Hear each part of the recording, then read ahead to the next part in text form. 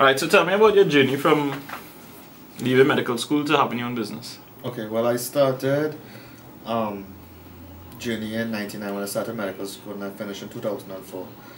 After graduation, I worked for 1 year in both Port of Spain as well as Mountain Medical Sciences Complex.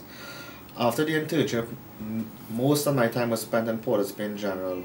However, I did spend small periods of time in Mount Hope as well as St. James Accident Emergency. While I was studying accident emergency, I also spent approximately 4 years working in the accident emergency both in in St. Clair Medical, and for almost 3 years in West Shore Accident Emergency. Okay. So but you spent time at St. Clair, you said, as well? Yes, 4 years in St. Clair. And what was your specialty there? Accident emergency. Okay. So what prompted you to, I don't know, I guess leave all those established, esteemed institutions in Trinidad and start your own practice? Nothing beats being self-employed. Nothing beats being your own leader. Nothing beats being your own boss. Basically, the wealth of knowledge you gain from all of these hospitals as well as privately has allowed me to be, I would say, brave enough to venture into being my own boss, basically. Opening my own office and offering those same or as much of those facilities here also. Right, okay. And what would you say would be the top 3 selling points of having your own business here in El Seguro? Top 3 selling points. The first thing is it's very family oriented, so you see a lot of the true family practice, grandparents, parents, children, grandchildren, etc. That's the first point. The second point is locality, I think. You don't have many doctors in this area, and those that you have are established.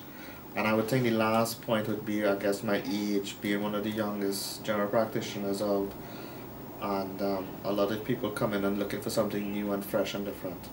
Okay, and where do you see the practice? Where do you see the practice within for the next year, 2011 being a new year? Happy New Year, by the way.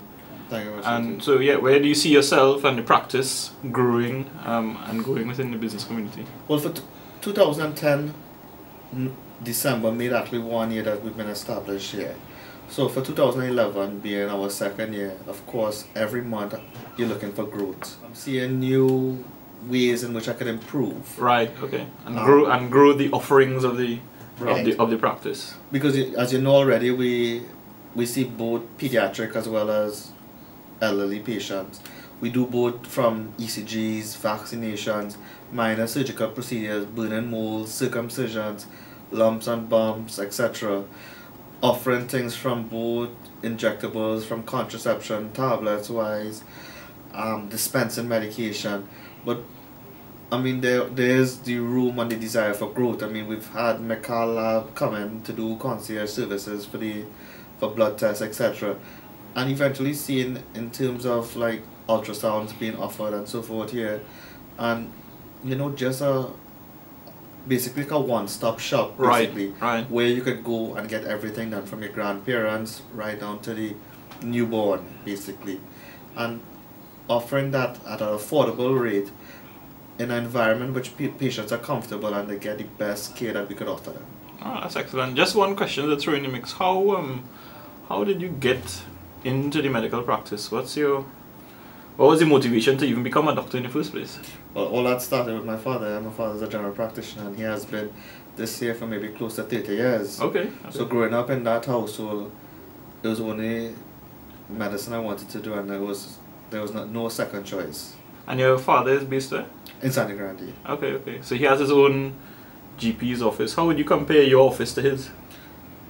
Cutting edge of 21st century.